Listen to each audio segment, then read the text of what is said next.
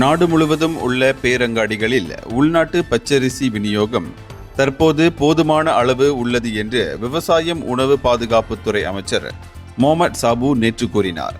பயனீட்டாளர்களுக்காக உள்நாட்டு அரிசி விநியோகம் போதுமான அளவில் இருப்பதை உறுதி செய்ய தற்காலிக நடவடிக்கை எடுக்கப்பட்டிருக்கிறது என்று அவர் விவரித்தார். அந்த அடிப்படையில் உள்நாட்டு பச்சரிசி விநியோக சந்தையில் போதுமான அளவு உள்ளது.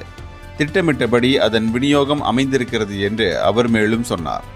உலகம் முழுவதும் அரிசி விநியோக பிரச்சினைக்கு எப்போதும் தீர்வு என்பதே இல்லை. நம் நாட்டில் சில தற்காலிக தீர்வுகள் ஏற்படுத்தப்பட்டிருக்கின்றன என்று அவர் கூறினார். நேற்று கோத்தாபாருவில் நடைபெற்ற நோன்பு துறப்பு நிகழ்ச்சியில் கலந்து கொண்ட பின் அவர் இதனை தெரிவித்தார். நெல் வாங்கும் விலையில் ஏற்பட்டுள்ள பிரச்சினை, உற்பத்தி செலவு, உள்நாட்டு பச்சரிசி உச்சவரம்பு விலை உள்ளிட்ட பிரச்சினைகளால் அரிசி விநியோகத்தில் பற்றாக்குறை ஏற்பட்டிருப்பதை ஒரு சிறப்பு குழு கண்டுபிடித்திருக்கிறது என கடந்த மார்ச் 1 அமைச்சு அறிவித்திருந்தது. 1994 ஆண்டு நெல் அரிசி கட்டுப்பாட்டு சட்டத்தின் கீழ் அரிசி கலக்கப்பட்டதை தடுக்கக்கூடிய சிறப்பு ஷரத்துக்கள் ஏதும் இல்லாத காரணத்தினாலும் இந்த பிரச்சனை ஏற்பட்டிருக்கிறது.